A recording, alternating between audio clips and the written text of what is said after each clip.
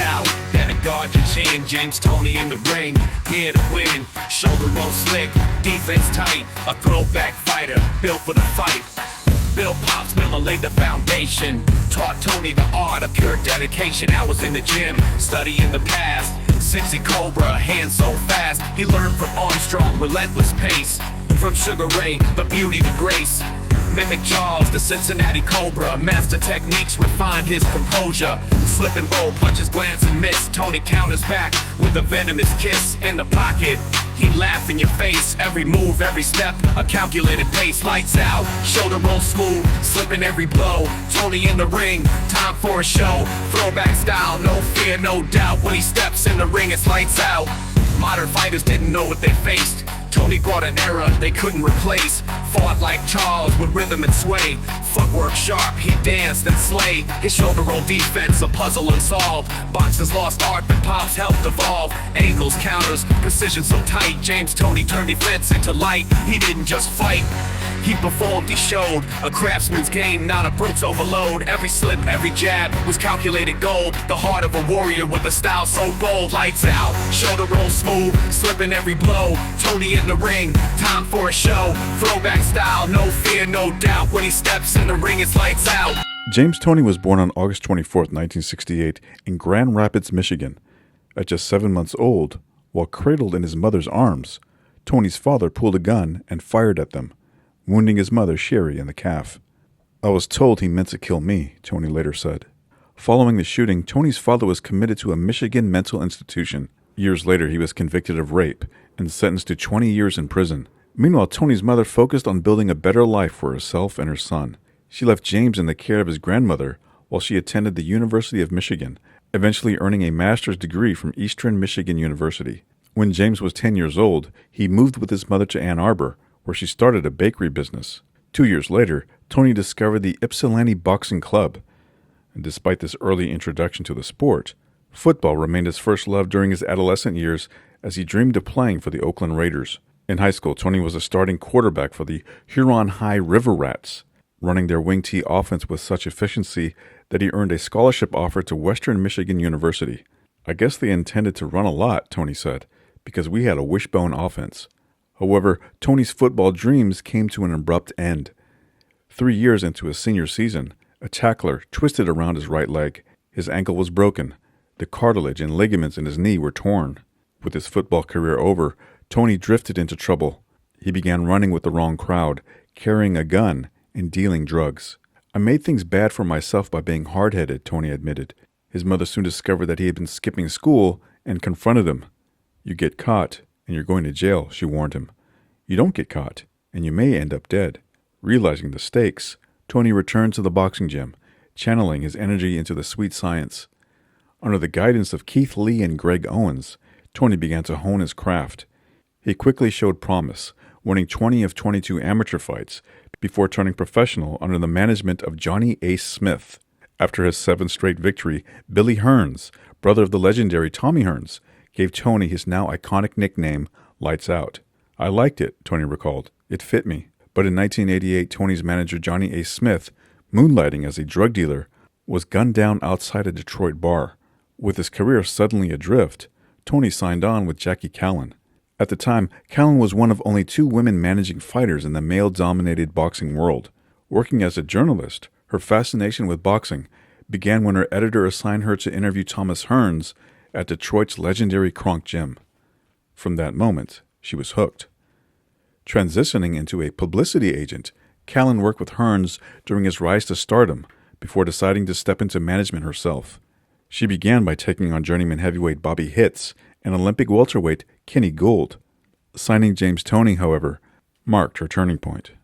Toney next came under the tutelage of Bill Pops Miller, a trainer widely regarded as a walking encyclopedia of boxing. Miller immersed Toney in the sport's rich history, placing him on a steady diet of classic fight films. Together, they studied legends like Ezra Charles, Jersey Joe Walcott, and Henry Armstrong, spending hours each day dissecting their fighting styles. Toney absorbed Miller's teachings like a sponge, mimicking the techniques of past champions while refining his own unique style. Miller emphasized the importance of head movement, a skill he regarded as a lost art in modern boxing. Under his guidance, Toney mastered the ability to slip punches with elegance and efficiency, turning defense into a weapon in its own right. Manager McCallum kept Toney busy, often fighting twice a month. The strategy paid off as Toney began dispatching more experienced professionals in impressive fashion. However, his momentum was temporarily stalled when he faced the vastly more experienced Sanderline Williams, a veteran with over 35 fights. Their first meeting ended in a draw, but just 3 months later, Toney showed significant improvement, dominating Williams in a 10-round shutout. Toney then faced his toughest challenge yet, hard-hitting knockout artist Murky Sosa.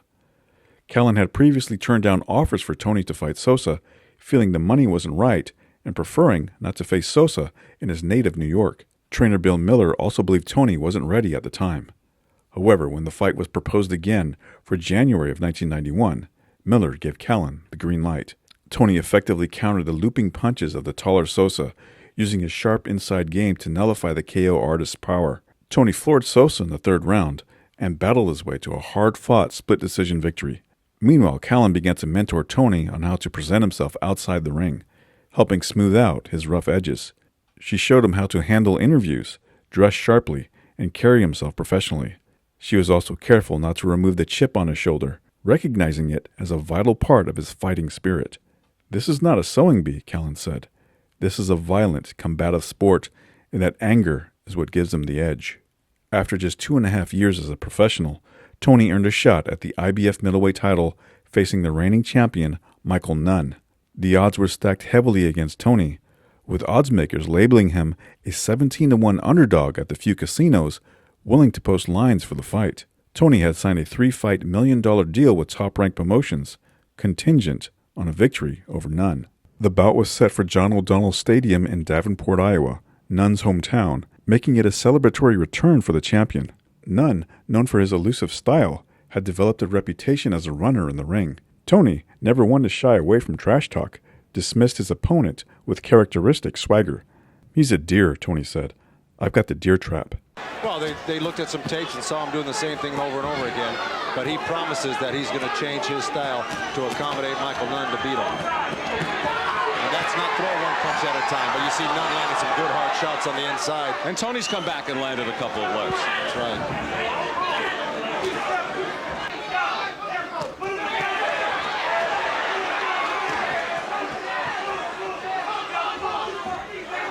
Toney sneaks a left hand in there. Look at Nunn. He's so good at turning you, making you lose sight of him, really. He slips over to one side or the other and you so quickly. And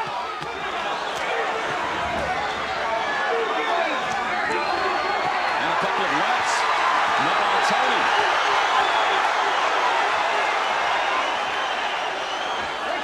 Nunn landing here in the third round. Nunn looks very focused. He looks sharp tonight. But I guarantee you it does.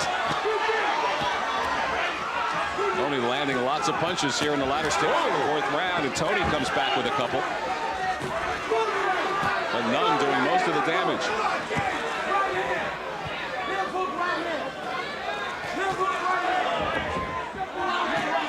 And inside, their heads come together midway through the fifth round. Well, that's what he's got to do. Toney punches his way out of there, and Nunn tries to shrug that off. Good right hand, left hook uppercut by Toney. Toney with a good combination. He's got to stay busy. He's got to follow it up, though. Why is he covering up when he has the other guy on the ropes? He's got to go after him.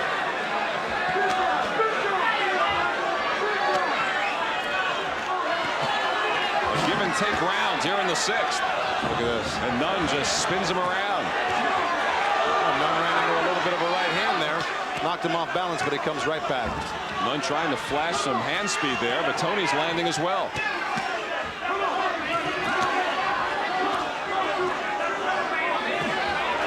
And Michael with a couple of lefts and a left to the body as well.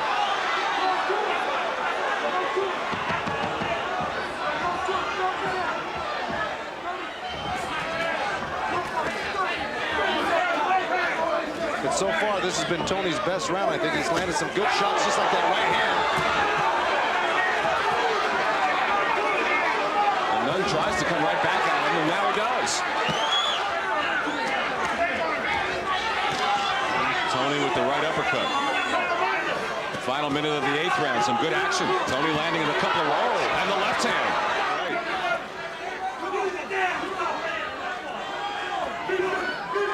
Toney connecting with the right. And Toney going after Nunn here. But can he keep it going here?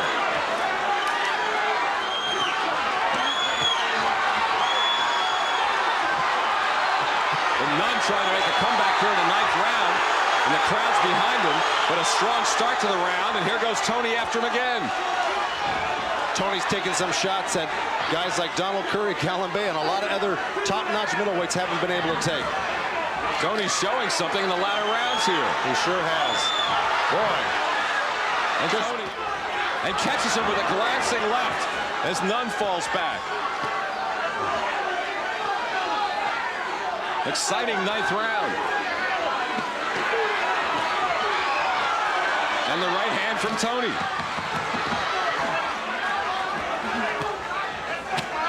Strong right from the challenger.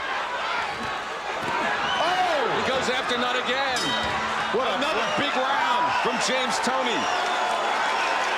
What a brave performance by James Toney.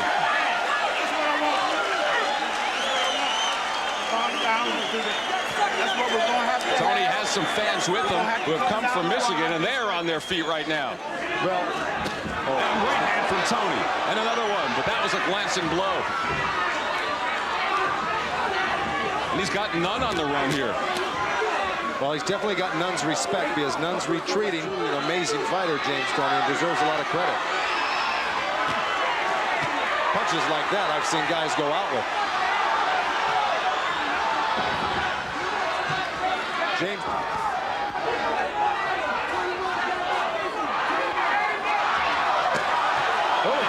From Toney. Toney's got a lot of starch left on his right hand. Nunn sneaks a left in there. Sit up with Toney. Well, that's what Dundee wants him to do. He says he wants him to pop move. He says you're too smart for this guy. Don't reach for him. Don't get caught by stupid punches like you did with those counter right hands, because he was reaching with his left. Toney really teeing off on that. And Toney swings and misses, and both of them on the ropes. Toney nearly went flying over. Oh, lands him with a right hand.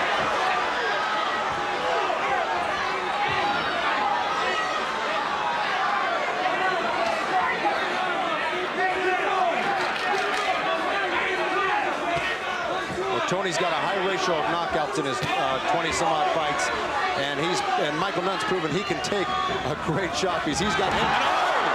Pushes Nunn into the ropes. As I said, he took a great shot. He got hit with a great right hand and went reeling back, but I think it was more off balance. Yeah, I tend to agree with you, Joe, but it was a good hand. Oh! Another right from Toney. Oh! He's down! Just the second time in his career. He is out. He is hurt. I don't know if he's going to get up. He is out on his feet. That is it. I don't see him getting up. Oh, my God. He's up at 10. What a great left hand. Challenger. Oh, Down. that is it. How can he stop it? That's it. The fight's over. Toney's got it. James Toney wins the title. Unbelievable. What a left hook he got caught with. Oh, my. Well, that was the only way he was going to win this fight, Len. James Toney is so exhausted, he can't believe it. He is out cold as much as Nunn is right now. They got to drag him off the floor. The winner by TKO and new IBF middleweight champion of the world, James Toney. Callan defied boxing tradition by scheduling Toney's first title defense against the top contender. "We're not looking for shortcuts," Callan said. "We want to fight the best we can. We wanted Reggie Johnson." Just 6 weeks after his grueling title-winning bout against Michael Nunn, Toney stepped into the ring with the Slick Johnson. The fight was arranged as a last-minute replacement for a TV slot originally reserved for Michael Carbajal, who suffered an injury. When the promoter offered the date to Toney, he didn't hesitate to accept. "That's how opportunities come up in boxing," promoter Bob Arum said. "If you want to be a $1 million fighter, you've got to take those chances and make those kinds of moves." We saw Reggie Johnson being more aggressive than we're used to Reggie seeing. The weakness for Reggie is his impressions about his chin. He's been down twice already in his career. Neither knockdown was at the hands of a guy considered a big puncher. was an outstanding amateur and fights in the amateur style. You see hands up very well there. He tends to be a little conservative. Some people say to protect his chin. His management team says he's conservative because he's been ranked #1 and he didn't want to risk that ranking. They think he'll abandon his conservative style. I mean, he's going to win the fight, but at least he came out throwing hard punches, not being intimidated by the champion, James Toney. Again, you can see Toney making an adjustment, and a good combination that time by Reggie Johnson as we approach the end of the first round here in Las Vegas. What happened? I didn't see what happened. Let me see a replay of the end of the round. The guy who went off here today is a 2-to-1 underdog. Yeah, I was very surprised. Oh! And a big left hand by Reggie Johnson floors Toney. A sweeping left hand drops James Toney here in the second round. For the first time in his career, James Toney has not only never been down yet, I have never seen him hurt in a fight. But he obviously knows what he's doing. He tied Reggie Johnson up effectively. And he is still hurt. Right now, James Toney fighting his way off the line. Reggie Johnson still got it nonchalantly adjusting his trunks. Toney did a good job of deflecting some of those blows, but a good right hand by Reggie Johnson got through.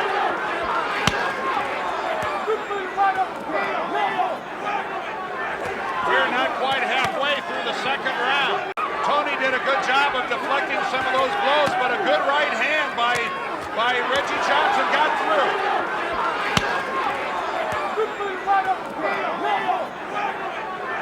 We're not quite halfway through the second round.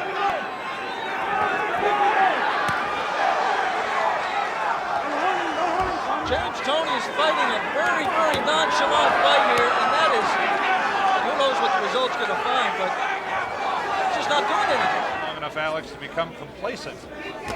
It's just how many people want what you have. And again, Reggie Johnson countering. As James Toney lunged in, Reggie rocked back and drilled him with a left hand.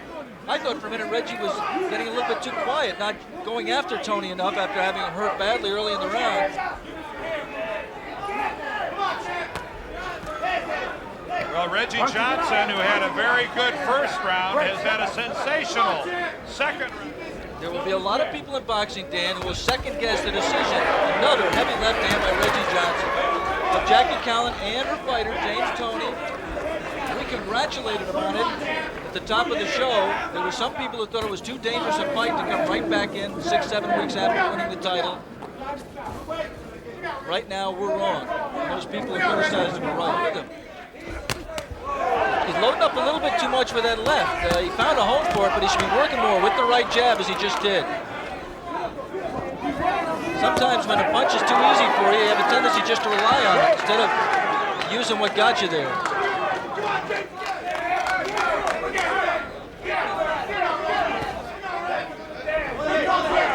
Just pushing the right jab, Reggie Johnson on the right of your screen, not snapping.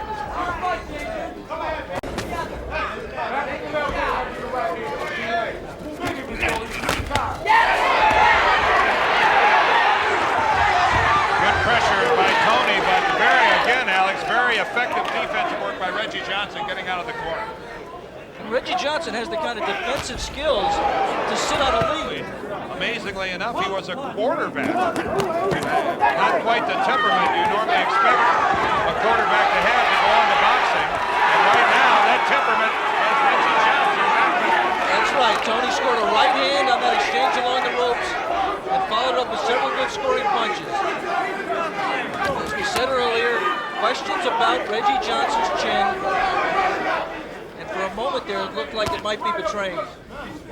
Either his trunks are too big or that belt. A good right hand there by James Toney, and you can see he's got Reggie Johnson stuck. And Reggie is moving his head well, but I think he might be better advised.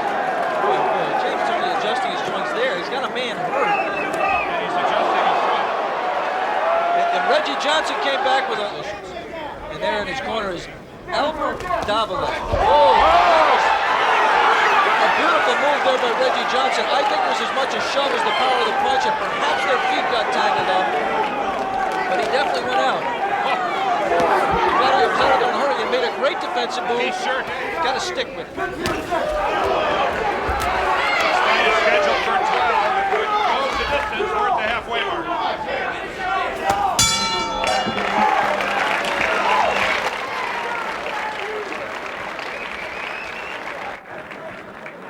Again, to get back into this fight, you're doing what I want you to do, and I want you to put more of the punches together. Again, Reggie Johnson just waiting too much, and that time he got popped a good punch.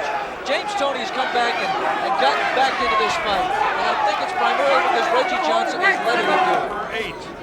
Ballroom of the Las Vegas Hilton. I'm Dan Deerdorf along with Alex Swallow ringside. Get a right hand by James Toney. And we have seen 2 fights. The first part of this fight belonging to Reggie Johnson, and the second part belonging to James Toney right now, pummeling Johnson up against the rope. And an inside right hook hurt Reggie Johnson in that exchange. Made him hold on.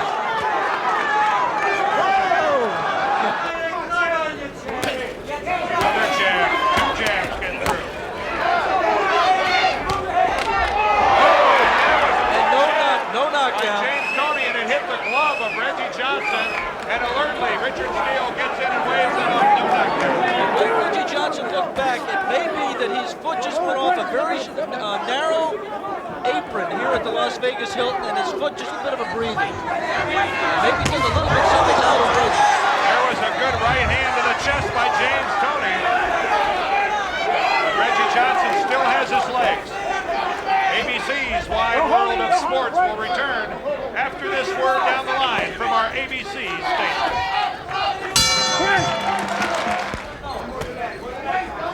Again, another reminder that we have a report coming your way about the Tyson Ruddock fight of last night.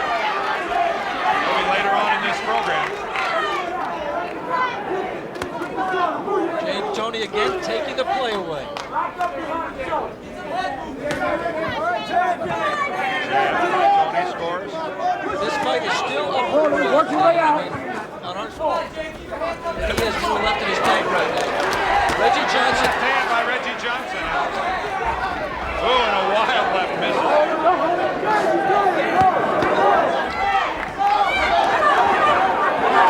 James Toney overcommits. A little off balance after throwing a wild right. And if I had to pick the fresher of the 2 right now, it looks like Reggie Johnson. Richard Steele rolls a little tape. James Toney's glove. Good left. Caught James Toney. I thought he might be a little more hurt than he is. He responded well. Shows the right hand, and Reggie Johnson then loads it up and fires it. Does not land it. These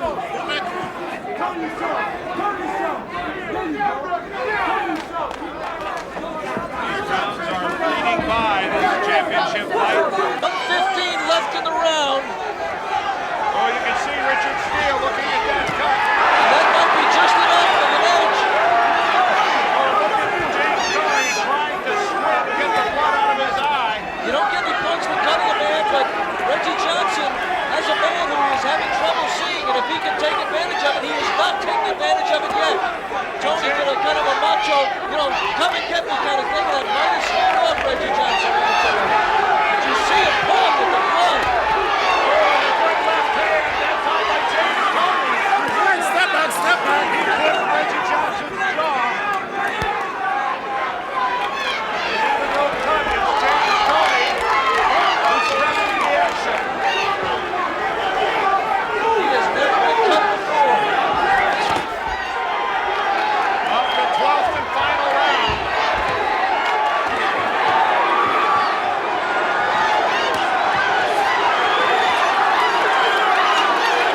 A good strong finish by James Toney.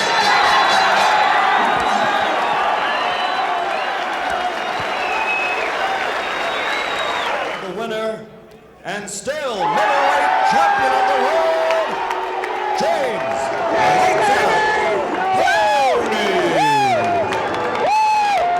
Reggie Johnson disbelieving that he lost the split decision to James Toney, who retains his title. Toney preserved his title with a dramatic last-round rally, but cracks in his preparation were beginning to show. Struggling to make the 160-pound weight limit, Toney resorted to crash dieting, a practice that would become a recurring issue in his career. Promoter Bob Arum shifted focus to unifying the middleweight belts, aiming to create another undisputed champion in the mold of Marvelous Marvin Hagler. The opportunity came in December of 1991, when Toney stepped into the ring against Mike the Body Snatcher McCallum in a highly anticipated unification bout. Adding to the occasion, the legendary Hagler himself joined the broadcast team, symbolizing a potential passing of the torch in the middleweight division. Late for a comeback, Marv? No. I'm doing movies, man. All right, that's it. Okay. Got it straight here and now. Good exchange. Oh. They're throwing they got great hand speed. Both fighters, great hand speed in the first round. And Toney throwing more jabs than we expected. But Toney looks to be very serious, and as you know, you get that superior complex when you become champion of the world. So he's not feared. He knows he's the champion, and now the thing is to prove pro. McCallum's an old pro. Yeah. And I believe that McCallum knows that he's going to try to make this attack, so I think he's prepared for this. Toney's landed some good, strong rights here in the second round.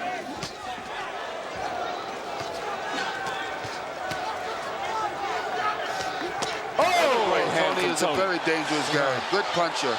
I'll tell you, he landed a solid right hand. McCallum ate it up and is coming back strong. Wow. Well, when you're champion, you know, like Toney, he's got to prove something here to the people, I think. Toney's catching real good. He's throwing those punches real well. I like the way he's fighting. Oh, good Toney with the right. Ruled the slip. That was a beautiful double hook delivered by Toney, body and head.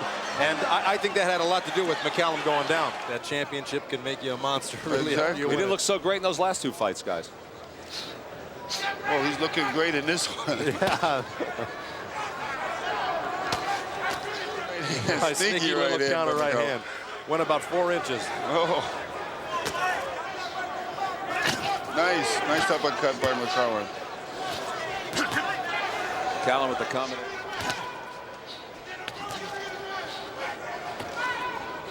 You know, we've really yet to see the thing that Mike McCallum is most famous for, and that's his body attack. He really Exactly. Toney landed another right hand. Well, with these type of bodies, and plus there's always a lot of excitement in the middleweight division. Nice right hand. And Toney came back with a right of his own. Now they mix it up. You're right, Marvin. That's been his bread and butter punch. Another one. And McCallum comes right back with a right of his own. So it's not catching him solid. Right. Oh, another right from Toney. I mean, he can't. And the right uppercut, another right hand from James Toney. And McCallum comes right back, and Toney with a right. Acts as if he didn't get hit. This is what. A strong right hand from McCallum. This is where the experience comes from.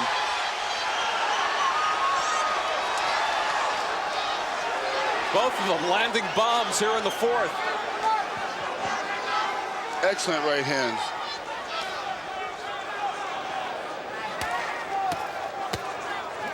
Oh, another one from Toney, and another. This is turning to be a great fight, eh? Great. This is some round. Oh. Both of them riding out this round.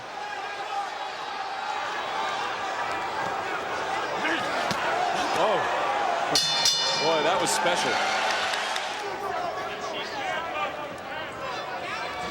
Oh, strong right hand from Toney. But right now, McCallum's jab has landed 93 times to 60 times to Toney 60 times through 5.5 rounds. But that's still a lot for Toney. Oh, another right hand from Toney. But as you know, this moment. Oh, good left hook. Good left, yeah. Oh, good right hand by Toney, and it did buckle McCallum there. And another right from again. Toney. And Toney goes after him. What a chin on McCallum. He got hit with 3 straight right hands. Well, you can tell that's where conditioning pays off. Wow. They're throwing with so much power. Either of these guys could really. Nice right hand by Toney again. He's got a beautiful right hand. Oh, nice. That was sweet. That was a heck of a move. Beautiful move. That's where the old experience comes in.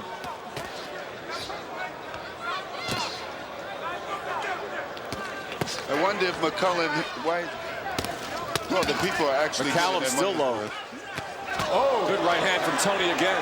Followed up with a left. Well, what Tony's doing now is he throws that right hand. He's expecting that right hand counter coming back from McCallum. But McCallum's best punch is that left hook. If he shoots it right, it can be in great shape for this 12th round because they know. Oh, another right hand from Toney. Beautiful right hand from Toney. To take such punishment like that, they have to be in tremendous shape.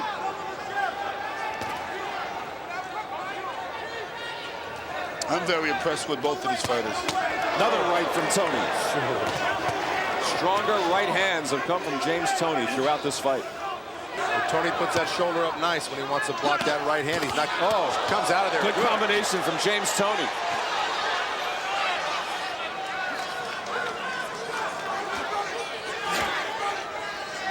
Not a lot of starch in McCallum's punches there.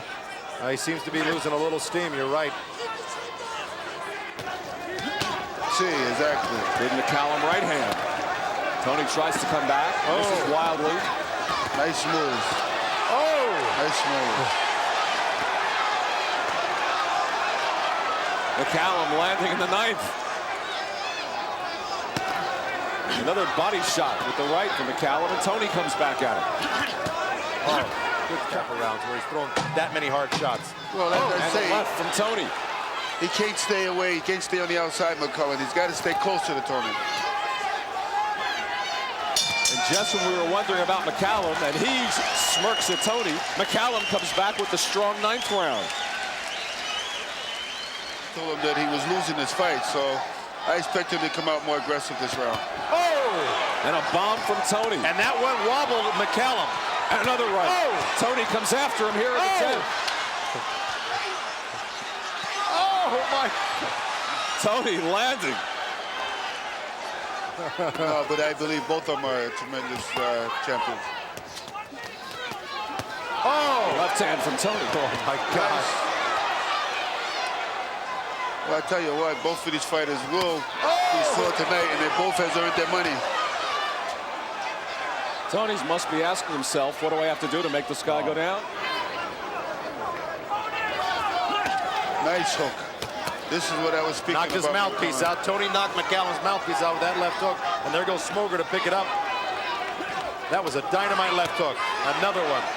McCallum is dropping his hands a lot more. Another right from Toney. Oh! Toney digs one into the body. And the left. Toney trying to end it right here in the 10th.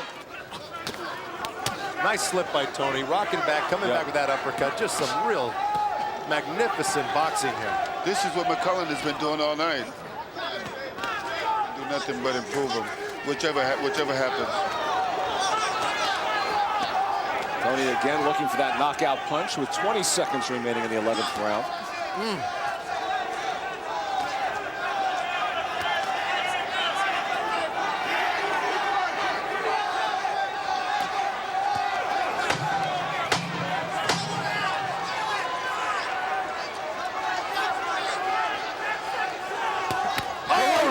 Toney.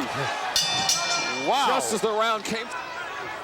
I think McCallum's really got to go for broke here. I've given Toney the last 3-4 rounds here. Oh, good right uppercut by McCallum.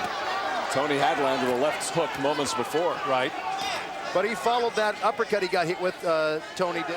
The fight of the year here in Atlantic City. Oh, yeah. Good right hand by McCallum. Oh! The left from Toney. Oh!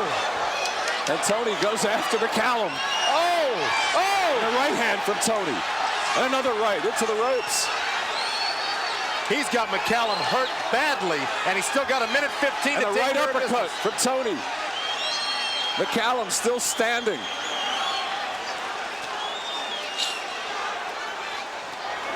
Look at that. Recuperative, the best in the business here tonight. This was a great show.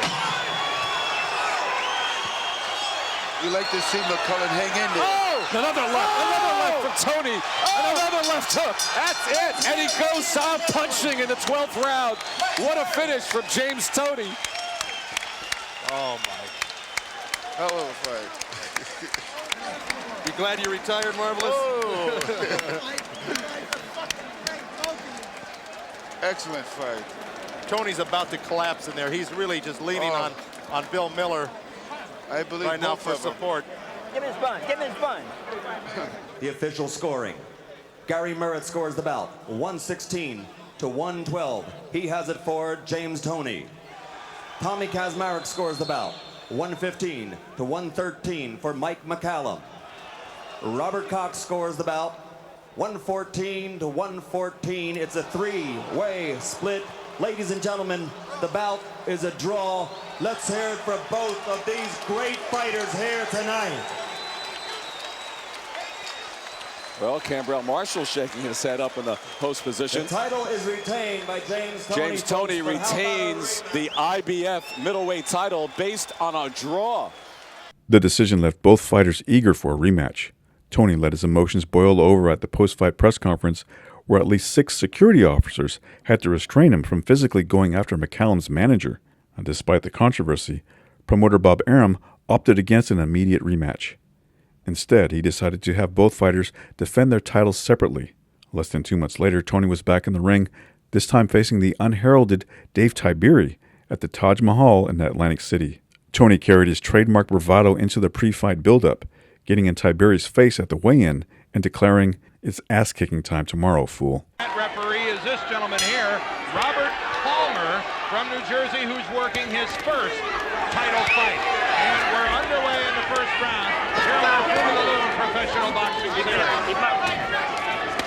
And a good left digging into the ribs here by James Toney. Nice jab there by Dave Tiberi, too. He said at the top, he's a game kid, he's determined. He just looks to be outgunned. He likes to take his time. In fact, good left there by Tiberi. When James won the title from Michael Nunn with an 11th-round knockout. Big right hand by Toney. James is behind on all cards. And right now, Alex Tiberi appears to be a little bit rattled. His gloves are creeping down as Toney got in there with a good combination. But you see James, he doesn't go crazy when he senses his man's hurt a little bit. As we said, takes his time right now, just content to cover. Anytime you see 2 fighters with their heads as close together as these 2, you think about cuts, and Dave Tiberi, and there the 2 heads met. Dave Tiberi has a history of cutting, especially over his left eye. It was over the left eye that a nearly 4-inch gash was opened up in his fight with Tony Thornton. And I don't think that up against the ropes is where Dave Tiberi wants to be against James Toney, who's now starting a little target practice with the right hand. Just the family showed up. I mean, 14 kids, 7 brothers were fighters. Right now, I think Dave feels like he's fighting all 7 of them. Yes. We're inside the final 30 seconds of the first round here. This title bout scheduled for 12. He won the fights, but was desperate in terms of running, and I think he paces himself. Fights and flurries like you see here. Oh, and Tiberi staggered here at the end of the first.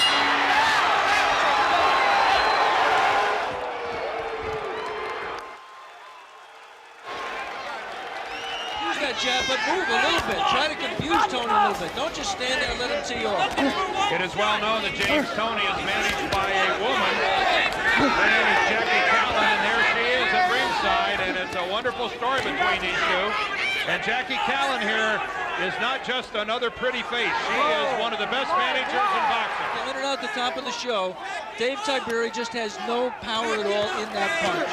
We'd like to remind our local ABC stations that at the end of this round, we'll be taking a station break.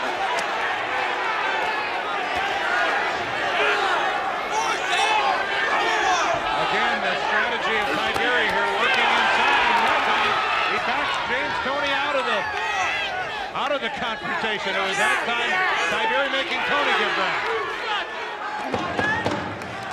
Coming to the end of the third round, we'll return with more Fruit of the Loom professional boxing after a word from our ABC station. That's a tightrope. I mean, Toney looked a little hurt. James Toney. He was definitely wobbled there by a man that we have written off as a man with absolutely no power. Toney is out of gas right now. His mouth is open. And listen to this pro-Tiberi crowd as James Toney, remarkably here in only the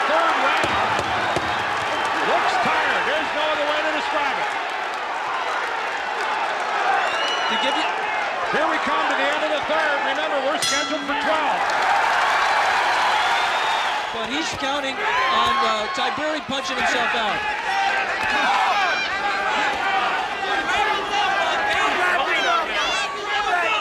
Mark Conrad, who's the manager of Dave Tiberi, and right now his stomach's rolling over, but he can't be unhappy. Mark Conrad's stomach was rolling over him. Oh, dare I think it. Good right hand by Toney. Oh, yeah. That was a good short clipping left hook by Toney. And this is the only serious punching by James Toney that we've seen here in the 4th round. And what's it looks like? That might be all we see. He can't sustain it. And he's taking punches. James Toney's IBF middleweight title at this point in time is in real jeopardy. He may rebound, but right now he's in trouble.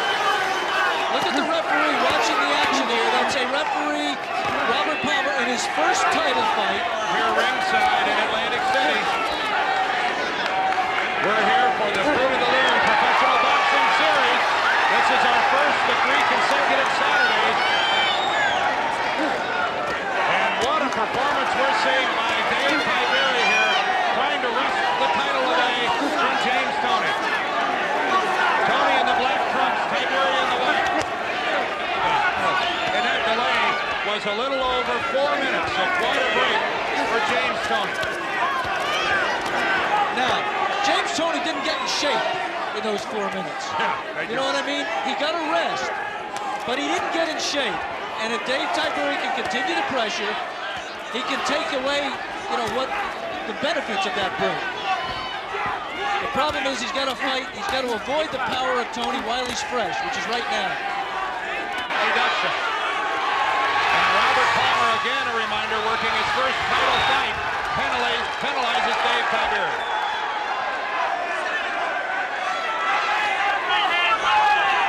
Action in the 7th round here in Atlantic City.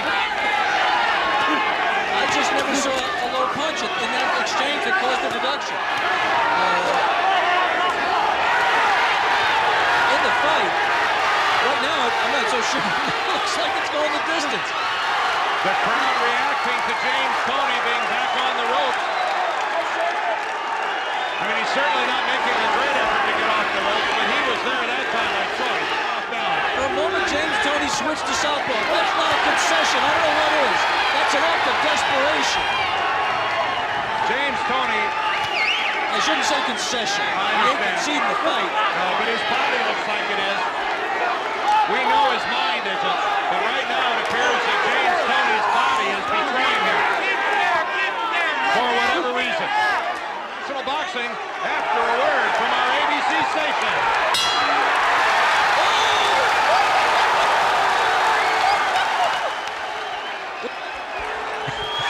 Did you get him punching Palmer? You ain't getting tired on me, are you? He hit Palmer. You're getting tired on me. Oh, did you keep the pathetic right hand by Toney? And now Tiberi comes back, but Alex he almost fell down throwing. I don't know if James Toney at this stage has enough to hurt as game and as tough and is a fighter with as good a chin as Dave Tiberi. Oh, and a good scoring story by Tiberi. Dave Tiberi, who's in command here as we come to the end of the night.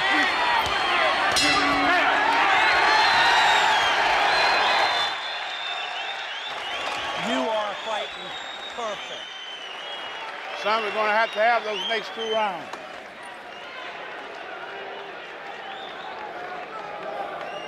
We got to have, this guy's got some real... A sense of how big an upset this would be. The man in the black trunks on the left of your screen was the fighter of the year last year. He knocked out Michael Nunn, a seemingly invincible champion. He got a draw, but everybody thought an unlucky draw against Mike McCallum, the other great power in the middleweight division.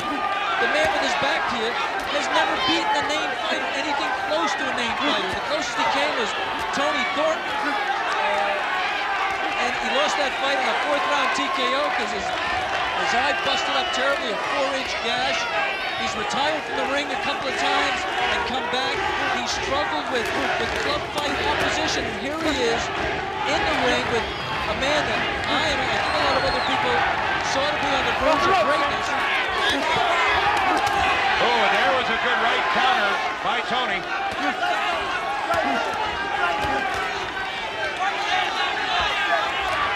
So the judges are hearing from it every time Tiberi does well. We're coming to the end of the 10th round. 2 to go. Believer that there's that real sweet spot out there where a guy's maximum power is. Tiberi's been affected by staying inside of Toney's range. And a couple times here, he's kind of drifted out a little bit. That's dangerous. I've been wrong about as many ways as you can be about this fight. We'll be back for the 12th and final round in a moment. And there comes and there's James Toney. A real act of desperation by a man who, by our account here ringside, is 3 minutes away from having his IBF middleweight title taken away by the man on the left, Dave Tiberi. And we should say, and you know, this is something you always say, in any fight, is that our scorecards, I've got him ahead by 3 points. Tiberi should upset Toney. The magnitude of that upset. You could not even place a bet on this fight. That's how big an underdog Dave Tiberi was to the champion James Toney. Now, one thing to keep in mind, Tiberi's already been penalized 1 point for a low blow. And he's thrown a couple borderline punches here that looked low here in the 12th. Tiberi is not in a position to make a mistake like that and have it come back to haunt him. The crowd, the Dave Tiberi crowd here, coming from nearby Delaware, is on their feet. Approaching 15 seconds.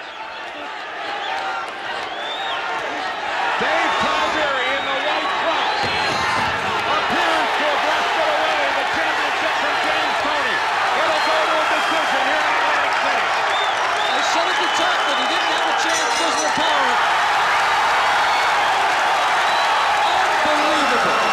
For the winner by split decision and still IBF middleweight champion of the world, James "Lights Out" Toney. We'll be back here in Atlantic City.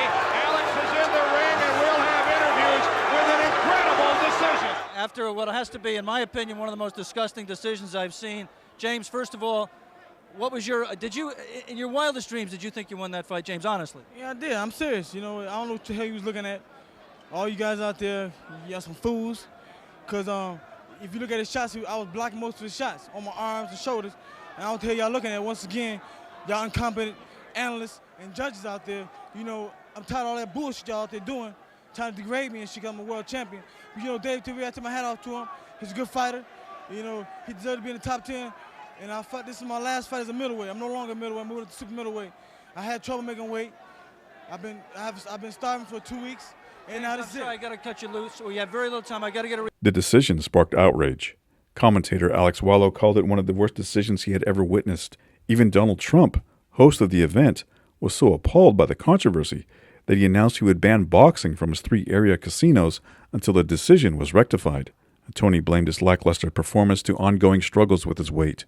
Trainer Miller, however, believed the busy fight schedule was taking its toll. Toney loves to fight, Miller said. He's a throwback to the fighters of yesteryear, but someone around here has to use common sense. In August of 1992, Toney faced McCallum in a rematch of their thrilling slugfest from 8 months earlier. This time, McCallum looked far from the fighter who had gone toe-to-toe with Toney in their first meeting.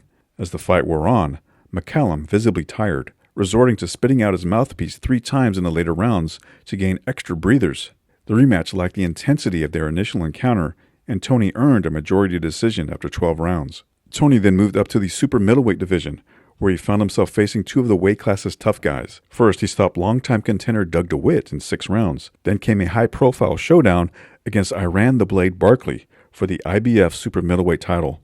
In the lead-up to the fight, Barkley and his trainer, Eddie Mustafa Muhammad, openly questioned Toney's toughness and street credibility. Our side of the world is real life on the mean streets, Muhammad said. He'll be inducted into Iran's world, and that's not a pretty sight. Despite Barkley's gritty reputation, Toney entered the bout as a 2.5-to-1 favorite to capture his crown. Both in black trunks, Barkley wild left misses, Toney missed with a right.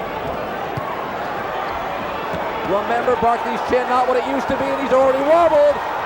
Toney's got him in trouble, and he's still swinging from his heels. Barkley's nose lightly bleeding after the first.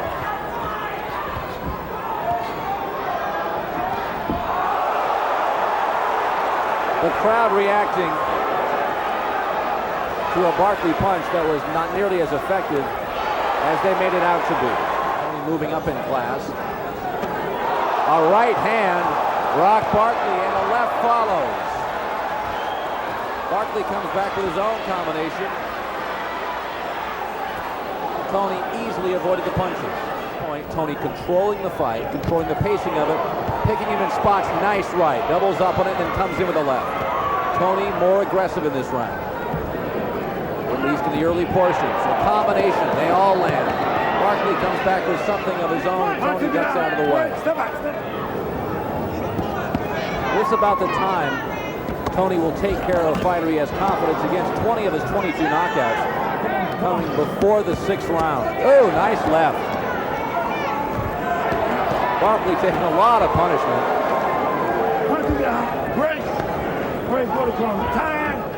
We mentioned right after the fight introductions that Barkley's chin had been clearly susceptible in the last couple of years, but he has taken a lot of punishment tonight.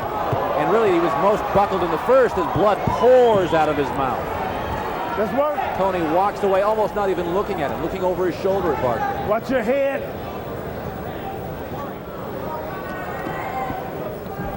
12-round super middleweight title on the line. Barkley a nice left, one of his best punches of the fight. Toney fires back with a rapid combination. Punch it out, punch break. That's your shoulder.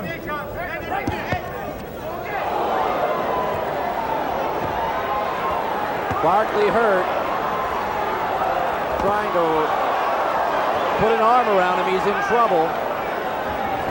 Oh, he takes it. You want to put him away now and end it, or give Barkley that chance? Sure, you're dominating the fight, but Barkley's still very dangerous, potentially. Getting flurried by Iran as the round closes.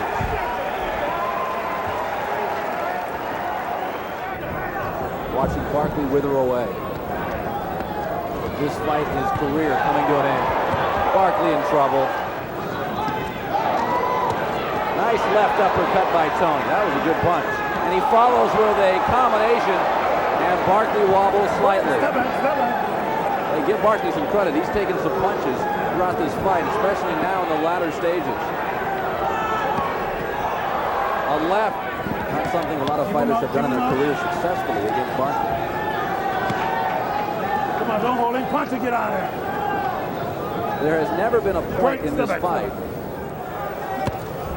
because he came in exceptional shape. Punch to get out. Break. Step back. Now blood getting on Toney.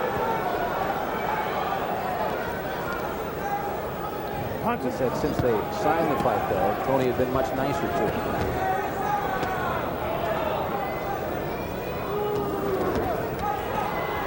Three lefts by Toney, all land, and a big right that does too. Punch to get out of there. Punch to get out. Break.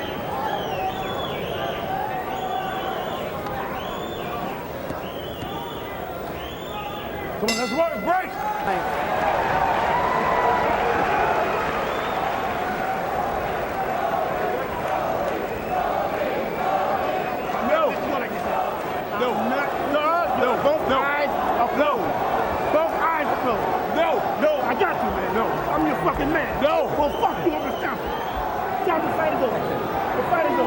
They've called the fight off. Barkley's eyes are both nearly swollen shut. He's lost every round, and they have called it off. Flip Pomansky, the fight doctor, came in. You could see Barkley pleading for them not to stop the fight, but you almost think that Barkley's corner agreed with Flip Pomansky's decision. After the victory, Toney cemented his status as one of boxing's pound-for-pound best fighters in the sport. Wasting no time, he began calling for high-profile bouts against rivals like Nigel Benn and rising superstar Roy Jones Jr. While waiting for a lucrative matchup against one of these marquee names, Toney continued to build his case as the sport's top fighter with a string of dominant performances. In March of 1994, he faced Tim Littles, a highly regarded former amateur standout with an undefeated record of 24-0. Some critics believed that George Benton-trained Littles might pose a legitimate threat, But Toney's trainer, Bill Pops Miller, dismissed the notion. He doesn't have the experience or the know-how, Miller said.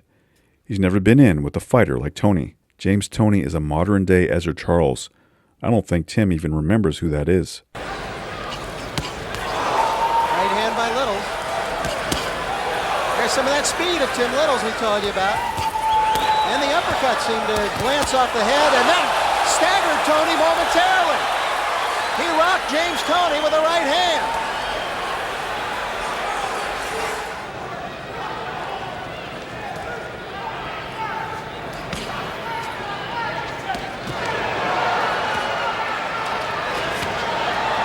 That one.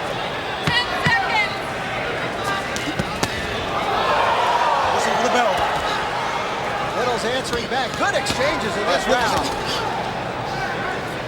Cut.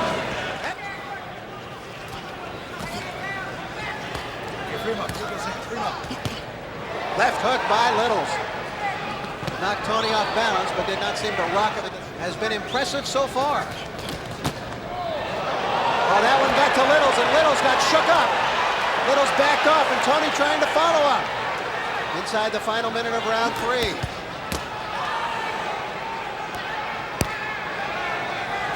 Left hook by Toney. He beat Littles to the punch with that left hook. And James Toney means business now. There's a left hook by the champion. And the right. Littles in trouble. Littles is ready to go. Down he goes. 3. Referee Pat Russell picks up the count. 5, 6, 7. Clear up on me, Jimmy. 8. How we doing? Give me your hands. All right? Let's go. Let's see if Littles can survive. 10 seconds to go in the round. Toney with the right hand. There's the left hook. Littles in deep trouble. Hanging on. At the bell to end the round.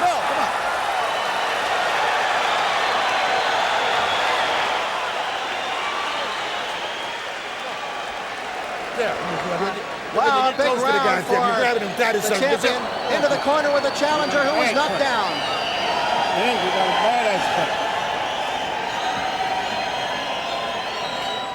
The cut is bleeding on Toney, and the doctor told him he can go one more round. He's got to get to his man now. And there's a right hand by Toney to knock Littles down. Reminiscent of the fight between Marvin Hagler and Thomas Hearns. When Hagler was so badly cut and had to finish Hearns off. Stop this if you can't go on. All right, we'll get one more shot. Let's go. Pat Russell tells Littles he's going to have to stop it. Left hook by Toney, but it's Littles who's in trouble. Right hand by Toney. The challenger is down again. He wrestles down James Toney, whose face is a bloody mess. The cut is pouring blood out of James Toney's eye. It is spurting blood, but it is Toney in total command. Littles in danger of going down again.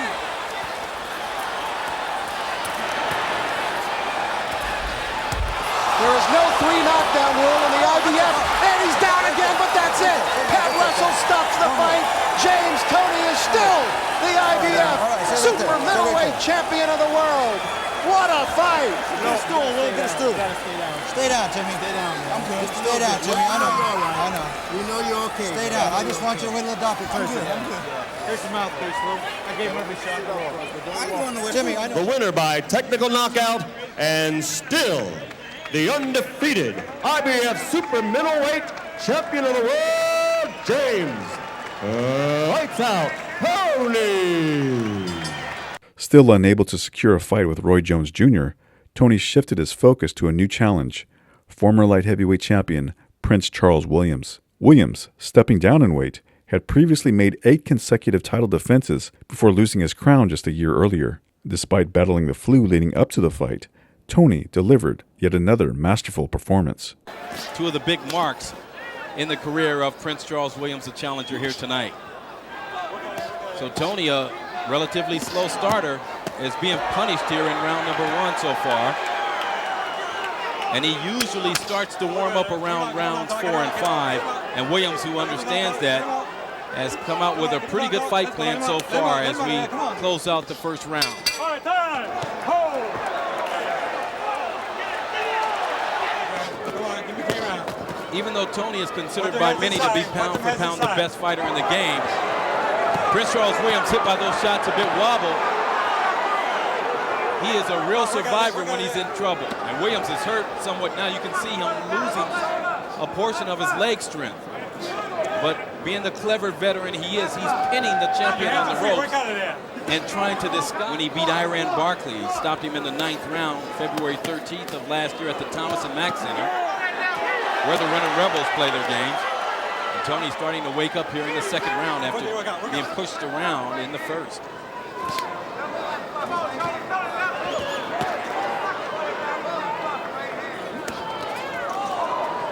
Even though Prince Charles Williams is normally walking around at 172, 173, it appears as though those left hooks to the... Toney's starting to find some headshots now and getting some room. As soon as the room came between the two, you saw Toney landing some shots. But there you can see in his mouthpiece some blood coming from the mouth of Toney, and that took place back in round 1. Let's check Toney's corner.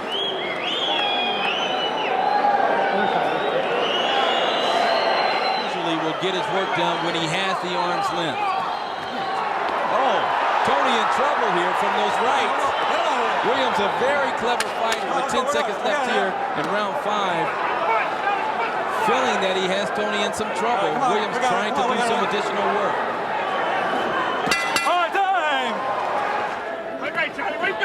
Having some problems in that fight prior to in his training regimen, and he lost a 12-round decision in his championship. Therefore, he moved down in weight, which is rare. Usually a fighter moves up to fight for a championship. But Williams moving down, and as he has his back on the rope right now, as he does, he is going to have some problems with this clever fighter in Williams.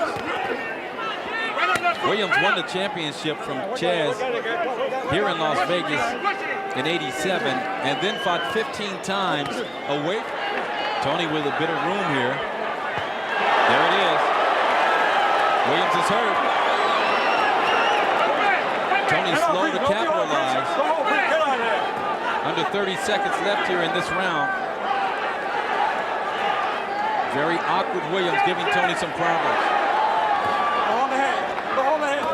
This is the most damage physically that Toney has taken in his pro career.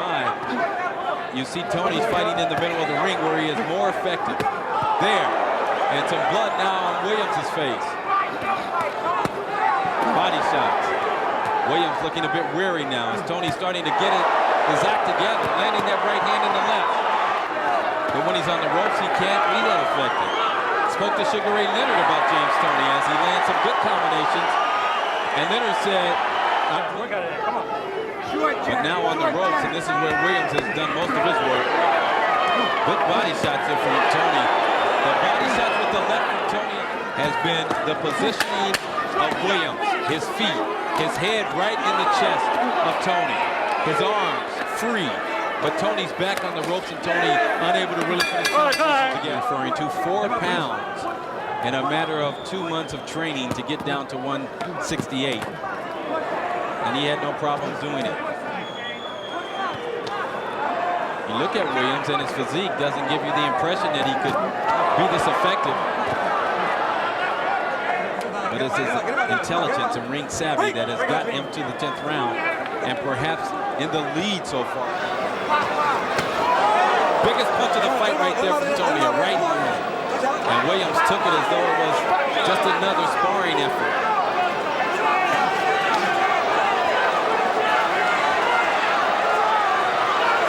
Between rounds, Toney was told that he... A lot of prominence here. Sugar Ray Leonard, Roy Jones Jr., George Foreman, who will be fighting November 5th.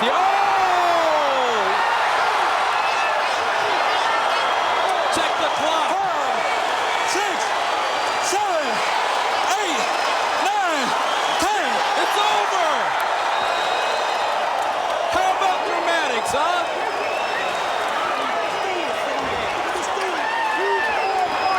I will be interested to see what the scoring was in this fight until that right hand. Boxing fans were clamoring for a showdown between Toney and Roy Jones Jr., and after months of negotiations, the fight was finally made. This fight is going to put us where Hagler and Hearns were, Toney said, confident in the bout's blockbuster potential. Critics agreed, viewing the matchup as one of the most anticipated clashes in recent memory. Despite Jones Jr.'s immense talent, Toney entered the bout as a 6-5 favorite. I don't think this will be as difficult a fight as Prince Charles Williams, Toney's trainer Bill Miller said. James has had twice the fights this man has had.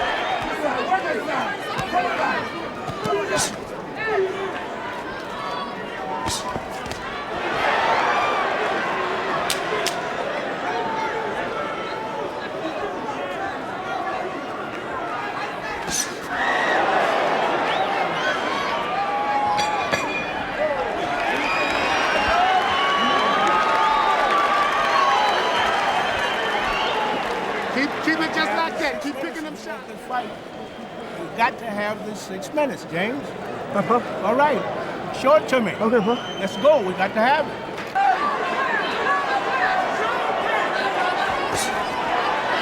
Come on, walk away.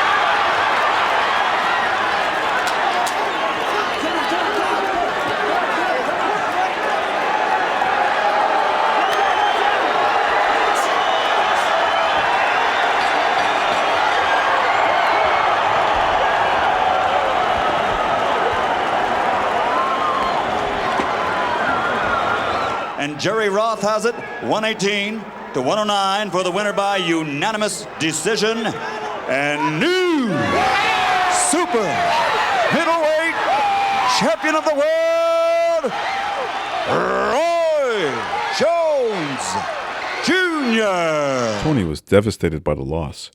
Distraught and frustrated, he directed much of his anger at his manager, Jackie Callan, whom he blamed for pressuring him to fight before he was fully recovered from the flu.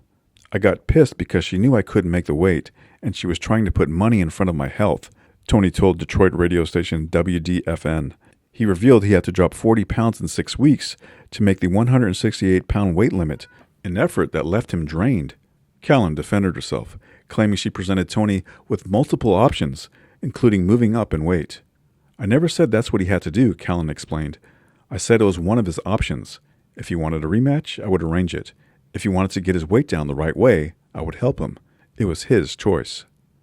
2 days after the loss, Toney's emotions boiled over. According to his mother, he smashed furniture and windows in a fit of rage, making threats against Callan. Toney's mother called Callan to warn her of the danger. I heard him screaming in the background on the telephone, Callan said. His mother was saying he's got a gun and is on his way over to kill me and my family. Police took the threat seriously, staking out both Callan's home and Toney's mother's residence. However, Toney never appeared. Authorities later interviewed him at his home, but no charges were filed, and the case was ultimately closed. Toney returned to the ring 3 months later, moving up in weight to take on the undefeated Montel Griffin. Entering the fight as a 4-1 favorite, Toney started slow, but managed to find his rhythm late in the third round.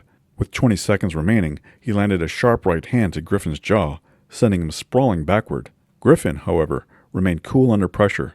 He battled back, and in the 7th round, landed 2 solid left hands. Following the game plan laid out by his legendary trainer Eddie Futch, Griffin kept the fight in close quarters, using inside pressure to deny Toney the space he needed to unleash his power punches. The strategy paid off, as Griffin eked out a majority decision victory. Toney thought he won, and that the judges were drunk. There was a conspiracy against me, Toney said afterward. They wanted me to lose the fight. They already had their scorecards written out. Toney returned to his winning ways in subsequent fights, dispatching lower-tier light heavyweight contenders. During this period, Toney and manager Jackie Callan parted ways after their contract expired. I was hurt more than anything, Callan admitted, reflecting on their time together. While Toney continued to push for a rematch with Roy Jones Jr., he instead secured a second bout with Montel Griffin. However, his ongoing struggles with weight once again took their toll. By the 4th round, Toney appeared tired. Griffin capitalized, effectively using a jab and mixing in a pesky right hand to outpoint Toney over the distance. How can you give him the fight? Toney asked afterward. I got robbed tonight. 2 months later, Toney faced his old nemesis Mike McCallum in a cruiserweight bout. Both fighters entered the ring nearly 20 pounds heavier than their prime fighting weight from their first meeting almost 6 years earlier. Now 40 years old, McCallum gave it his all, but his efforts fell short as the two fighters struggled to recapture their former glory. Toney swept the final rounds to secure a unanimous decision, but his performance raised questions about his commitment. Toney admitted he trained for only 3 weeks leading up to the fight. Now, under the guidance of renowned trainer Freddie Roach, there was hope that Toney could regain the form that made him a pound-for-pound great. I don't think I can make him less lazy, Roach said. He has more natural talent than any fighter I've seen. If he dedicates himself over the next year, I don't think there's anyone who can touch him. Roach's optimistic prediction for Toney's resurgence didn't come true, at least not immediately. In May of 1997, Toney faced the relatively unknown Drake Thadze of Malawi, Africa, a fighter trained by Goody Petronelli, the longtime trainer of Marvelous Marvin Hagler. Thadze pressured Toney throughout, pushing him from corner to corner, and earned a majority decision victory.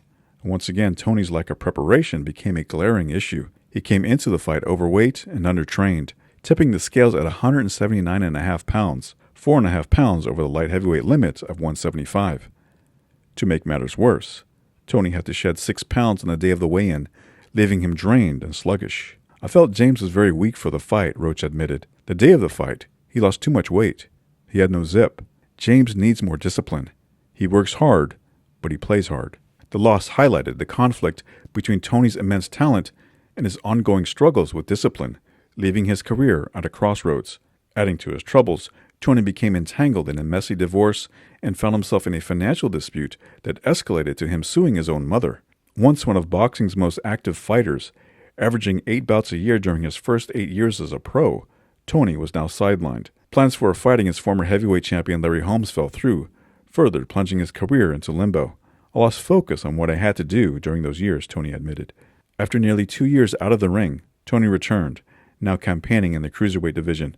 He showed flashes of the skill and dominance that once made him a pound-for-pound star, getting wins over every cruiserweight placed in front of him. After each victory, Toney called out Roy Jones Jr., wanting desperately to atone for the most significant loss of his career. After a 4-year campaign in the cruiserweight division, Toney received a shot at Vasily Girov's cruiserweight title. Girov was a 1996 gold medalist, undefeated at 31-0, with 6 title defenses to his credit over a 4-year championship reign. One key tactical element. Vasily Girov, as we mentioned, will bend over to try to go to James Toney's belly. Can Toney catch him with an uppercut and change his life? Yes, he can. And also, I saw Girov get hurt by a left hook.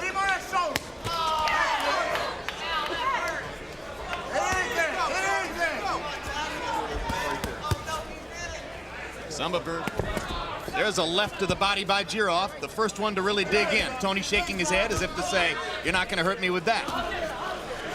Girov still can't find a comfortable angle to land punches in.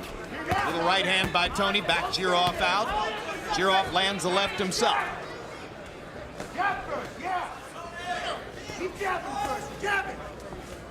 Girov jabbing, but kind of half-heartedly. Toney pops him with one in return.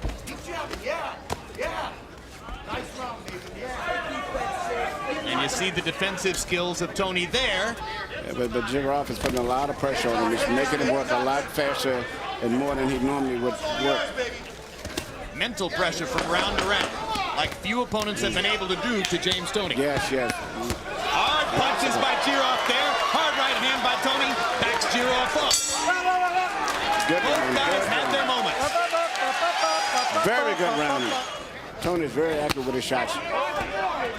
Toney steps into a southpaw stance as Girov rakes him with the left, comes back with the right to the top of the head, another right on the temple, jab, Toney not throwing much, Girov to the body.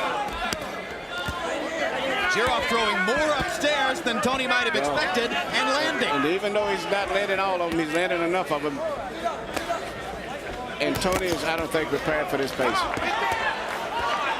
Vasily Girov, despite a 14-month layoff, comes in and fights the first 2 rounds at a blistering pace.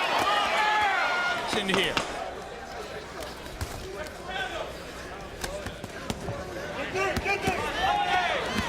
I'm surprised that James hasn't thrown his left hook more. In the first 2 rounds of the fight, Vasily Girov is averaging 90 punches a round, and he's making James Toney work right hands to try to show Girov he's not diminished in any way by the low blow. And a big right hand by Toney, and Girov keeps throwing, although without any balance. Toney jumps on it. Girov's hands are down, and Toney takes advantage to land. But now James has to take a walk.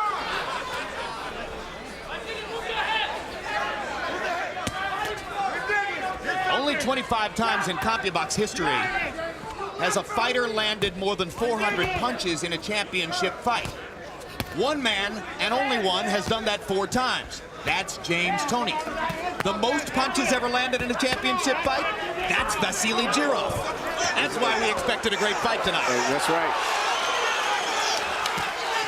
They trade again.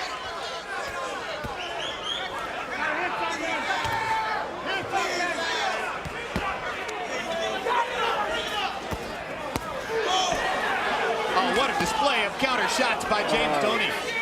This is brilliant stuff. Toney grinning as he controls the action. And he's fighting where he wants to be, where he can stay in the ropes and don't have to use his legs. Toney chatting with his corner people as Girov bangs chopping right hands off his head. You have it halfway through. Okay, Jim, I got it also a very, very close fight. 57-57, 3 rounds apiece. I got it all even to this point. All the odd rounds to James Toney. All the even rounds to Vasily Girov. 2, 4, and 6 to Girov. That 6th round, Vasily Girov was just too busy. I thought I evened it up in the 6th round. But, Jim, you know, we talk about defense. Very rarely do you give a guy credit for defense. But James Toney gives you half the body to swing at. Great defense from behind that shoulder. much like Floyd Mayweather did last week. Keeps that shoulder high, you can't hit him.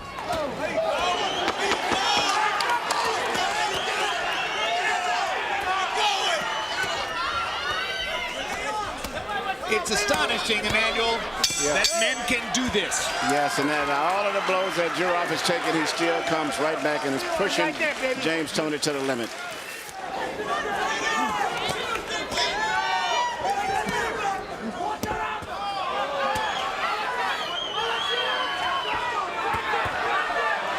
Jirov having another big round now, trying to get back the point that he's lost for the low blow deduction.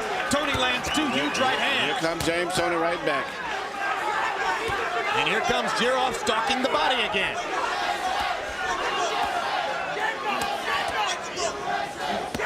Jirov just never tires, Emmanuel. Never tires.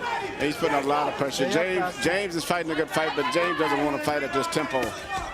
Big left hook for Toney. And the little right hand combo. Jirov keeps coming. It's a huge round for Jirov if he can win it, because he will avert the 1-point deficit that would have come from the deduction for the low blow, and with that last big left, Jirov just may have sealed the round. James Toney is very, very tired now. Shortening the distance, limiting the damage of Toney's counter shots. Jirov just keeps beating him, beating him to the body. And Toney keeps coming back, but he's hitting James fewer and fewer punches. Yes, James is getting hit on his shoulders, his elbows, everywhere.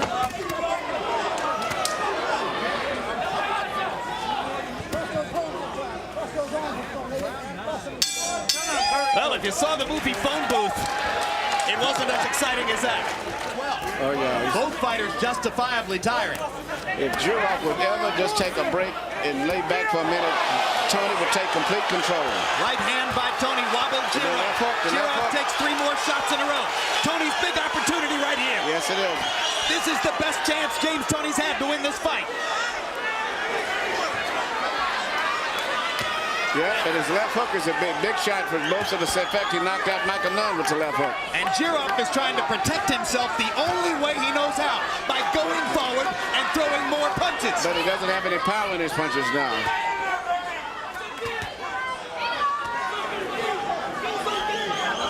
Punches not coming from Jirov now. Toney's hurt him in this round.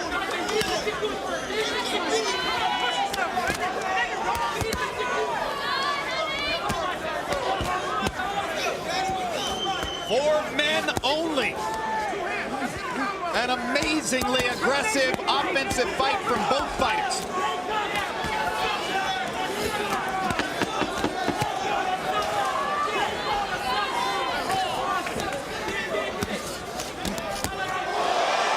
Big left hook by Toney. And the right hand. And the bell saves Jirov as he wobbles against the ropes. You win the fight. Toney looks the fresher of the two as they come down the stretch in the 11th. That in itself is amazing. And Jirov wobbles Toney with a right hand. Slippery as hell.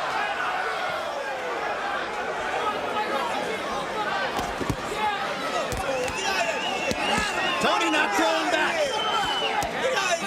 Jirov has no energy. And he backs out of the corner on his own. Now James begins to counter again and catches Jirov with a big left hook. Now he wants to too from his big hammerback. I saw him get on his toes and box. But the strategy in this fight was just to try to just plain wear James Toney down. What a courageous round by Vasily Jirov. He looked nearly out of it at the end of the 10th. He has come back and dominated the 11th round. This is an act of will by Jirov to take this round from Toney. Unbelievable round, especially when you look at how bad he was hurt. But he's never backed up. Even when he was hurt, he comes right back in. Tries the courage of these two fighters. What a show. 11 rounds down. The fight of the year comes down to the 12th round. In the 11th round, Jirov threw 100 punches and landed 30. Toney was 36 out of 68. Harold, how do you have it through 11? Okay, Jim, 105 103-6-4, 1 even, Vasily Jirov. Jim, I gotta tell you, if James Toney lost this fight, it was because of 6, 7, 8, and 9, where Jirov was just too aggressive, took that big lead, and Toney just couldn't catch up. Right hand by Jirov, momentarily stunned Toney. Right hand by Toney catches Jirov flush. Crowd on its feet.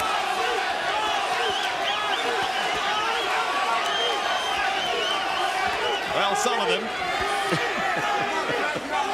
Such a small room, you don't have to stand up.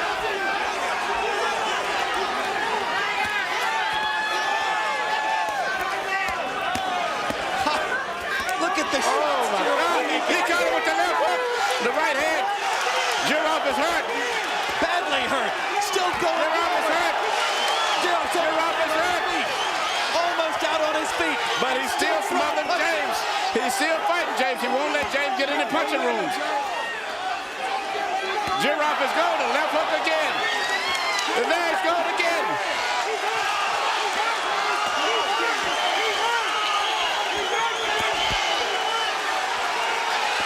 Now James' experience is coming through now.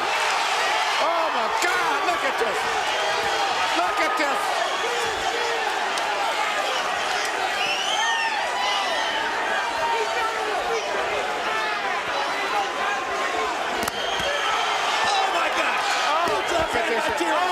Toney! That's it! That's it! Got him! It's down! It's almost got him! Got him down!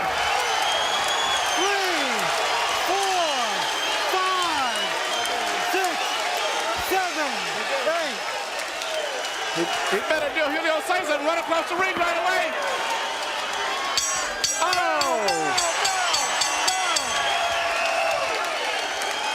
Will the two-point round have won the fight for Toney? Maybe. We go to the scorecards. Glenn Feldman scores the contest, 117 to 109. Steve Weisfeld has it, 116 to 110.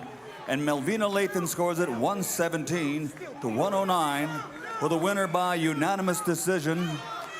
And new IBF Cruiserweight Champion of the World, James Lights Out Toney. With the victory, Toney once again set his sights on a rematch with Roy Jones Jr., who was in negotiations for a bout with Evander Holyfield. When those talks fell through, Holyfield accepted a bout with Toney instead. Trainer Freddie Roach pushed for a disciplined training camp, and while Toney committed to his gym routine, he focused heavily on weightlifting to bulk up for the fight against Holyfield. He wanted weight, Roach later explained. I wanted speed. On fight night, Toney tipped the scales at 217 pounds, a full 27 pounds heavier than he was in his previous bout.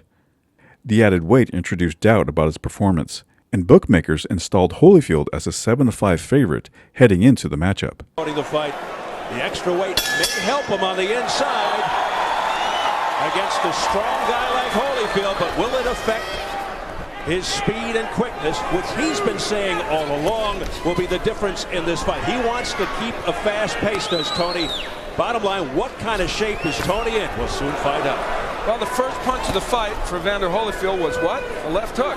So there's a surprise. Yeah, he knows he's got to throw that punch, and he must use the jab. Part of the problem with that, oh, there it is again. And that is his best punch. It is, and the jab has been missing from the Holyfield arsenal in recent fights because he said he can't keep the hand up because the shoulder bothers him so much. He has to let it lay down. He can't throw the jab. We'll see in this fight whether it's back. There's a wild left hook attempt there by Holyfield. That missed. Has he discovered already the answer to Toney's style? Holyfield with an overhand right. James Toney is a very good defensive fighter, but the way you beat him is you do throw that hook, and there it is. Holyfield knows what to do, and he's doing it here in this round. On the inside, a very effective left hook by Holyfield. Very rough on the inside, accused by many of using rough house tactics. That's a heavy right hand. Let go. A short, crisp right hand to the head by Holyfield. And if you're looking for signs one way or the other, not only is it good for Holyfield that he's throwing the hook so much, he's even getting the right hand in. You don't normally land that against Toney. And Holyfield is picking off shots defensively by Toney. A very good first round for the legendary Holyfield, who just made Toney buckle with a body shot just before the bell. Break. Let go. I like the way Holyfield is setting his distance. And he's trying to throw as Toney gets ready to throw, which was a device used very successfully against a fellow named Mike Tyson in that great first fight. Toney being more aggressive, though, here in the second round, starting to get some of his punches off, a slight subtle change. He's able to land a little bit. And he's getting a little more cutesy now. That's his style, that tricky sidestepping, slipping, the shifting. Nothing low, Evander. Now, Holyfield's doing a good job committing to the body. More in this round, and maybe doing enough to steal this round. Holyfield missing, but he got him on the inside with a left hook uppercut. A better round for James Toney, round 2. All right, now JT, he's trying to steal the round in 30 seconds. Right? He's doing nothing. He's trying to steal the rounds on you, right? Don't let that happen, okay? When you hit that 10-second bell, you're going to pick it up from me, okay? Shoulder surgery.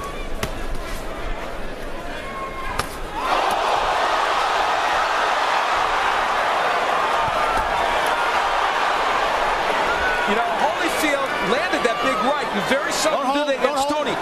Yes, he's throwing left hooks, but there's one small element missing from what Evander Holyfield is doing. He's not taking that step to the left.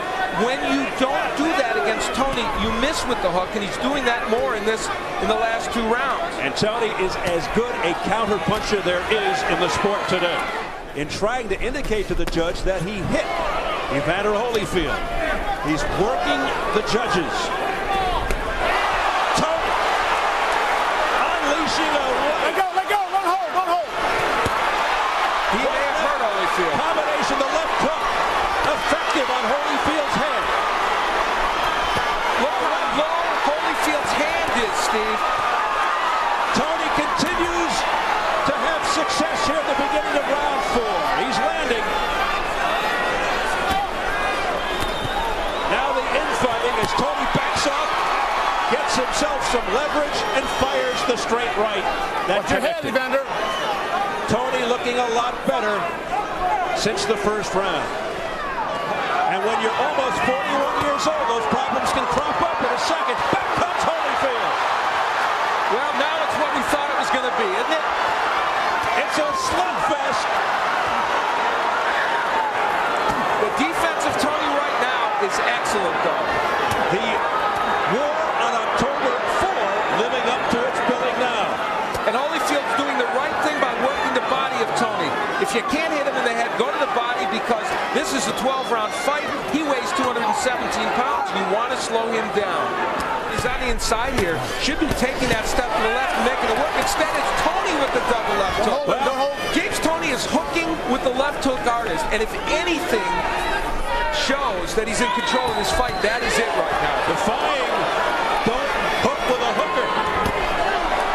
That extra weight is not affecting Toney's quickness or speed with his hands whatsoever.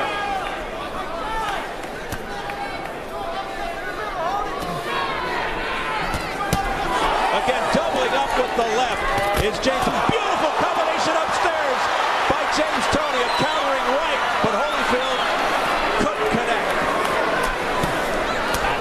Interesting, we have role reversal here.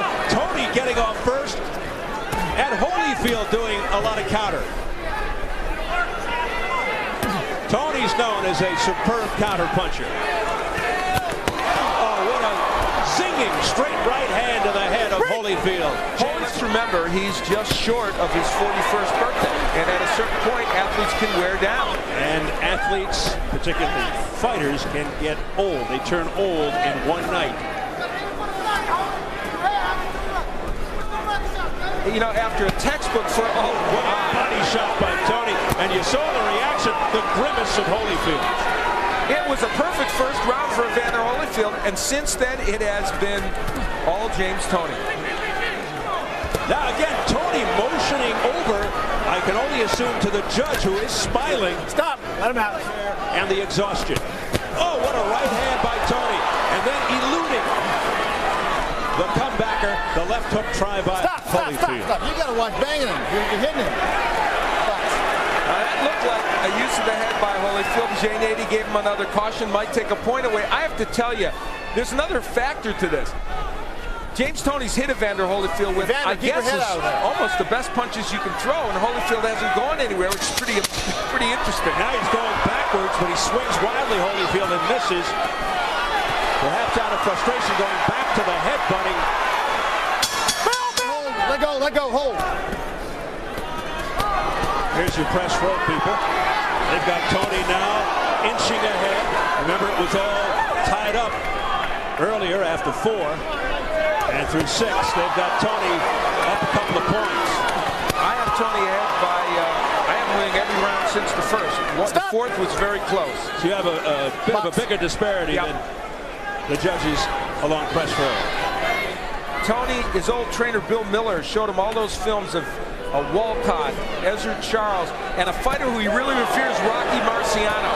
And he is not fighting like Rocky Marciano because it's all about hand speed and combinations of defense, but I'll tell you what, he's showing that kind of grit and determination. He reveres Marciano because he was a small heavyweight. Now this is vintage James Toney. He does his thing, steps back, admires, and then comes forth again. He's had, I mean, the Jirov fight and this fight and 1 or 2 before that is the best he's fought in over a decade. It's fascinating. It's as if a light switch came on, and even though he hasn't lost since 1997, Tony, he hasn't performed well. Now he's getting really cute. He's got to be careful sticking out his left arm. He's getting hit by Holyfield, but apparently not being hurt, and that's a news story. Look at him. He's looking at the judge again. The judge is laughing. There's a little trickle of blood from the lower lip of Evander Holyfield. As Toney continues to press forward, Holyfield trying to escape the ropes, which he does. And blood now coming down heavier from the mouth of Holyfield. And he can't answer. That was an opportunity to answer right there. Toney with a wild right hand, he left himself wide open, and no counterpunch by Holyfield. He just stood there. Again, nothing. Comes back with a couple of soft left hands.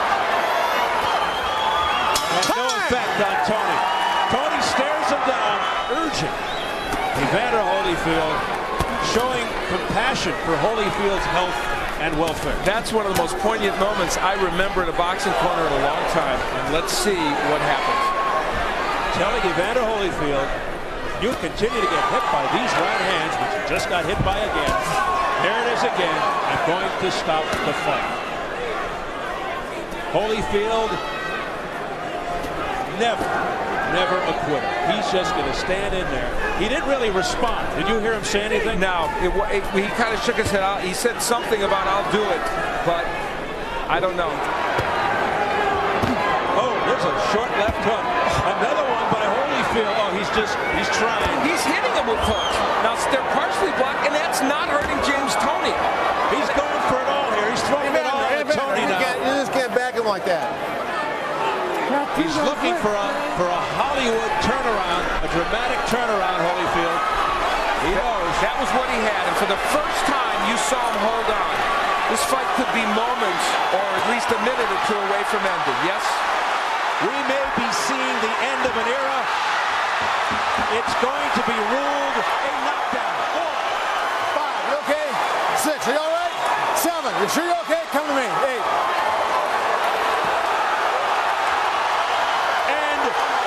I think they've thrown in the towel. Don Turner has thrown in the towel.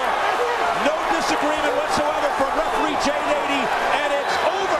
Thank you very much, Steve. James, congratulations on the fight tonight.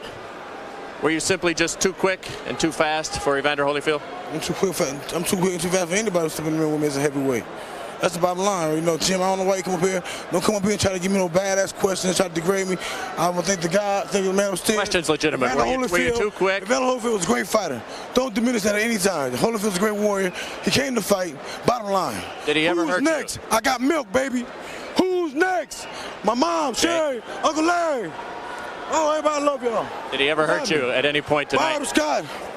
No, he never hurt me, man. I'm indestructible. Don't forget that when I'm ready, I'm indestructible, baby. I'll fight anybody out there anywhere, anytime. Next!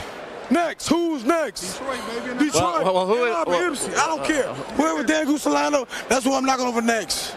Bottom line, Goose and Tudor, we're #1. We're taking over the thing. You know that? Hey, my talent speaks for itself. I ain't gonna answer nobody else's question. I'm going home. We're gonna have a party. Oh, we're gonna have a party. Everybody dollar me. If they don't want to respect me, fuck them. You got your respect. Excuse me. You got your respect now. You know, I don't want no respect. They ain't gonna respect me. Bottom line, Goose and Tudor, Evander Holyfield's a great fighter. Hey, I watched him when I was a kid. I love the guy, but I had to do what I had to do. That's what I get paid to do. Bottom line, Detroit in the house. Emmanuel Stewart, James, I got your message, baby. Let's try and have let's try and have a decent interview and a conversation here. Hold on a second here.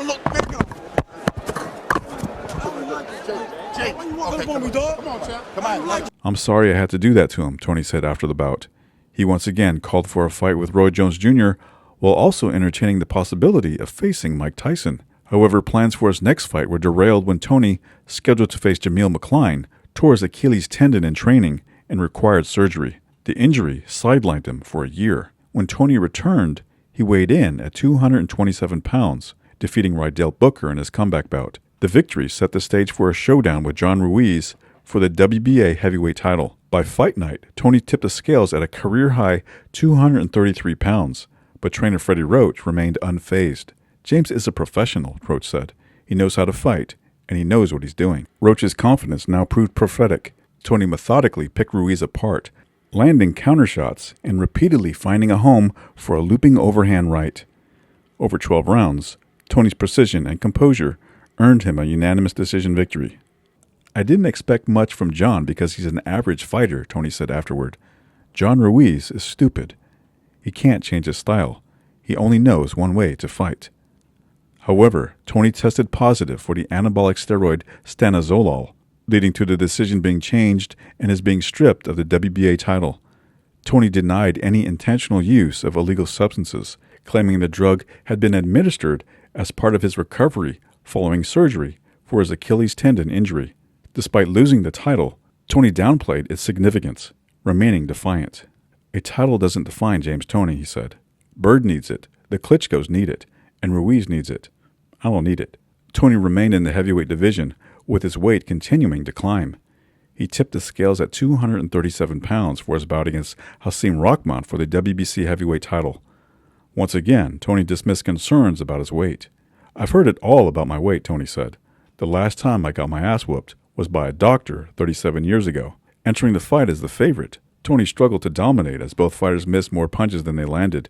Toney did his best work with sharp right leads, connecting with 2 flush shots late in the bout. However, Rahman carried the action in the final round, leaving the outcome uncertain. The fight was scored a draw, a verdict that drew boos from the crowd. 6 months later, Toney faced the hard-hitting Samuel Peter in a WBC title eliminator. Peter wobbled Toney several times in the early rounds with his power, but his pace slowed as the fight progressed. Toney's jab was effective in neutralizing much of Peter's aggression, forcing the Nigerian heavyweight to resort to rabbit punches.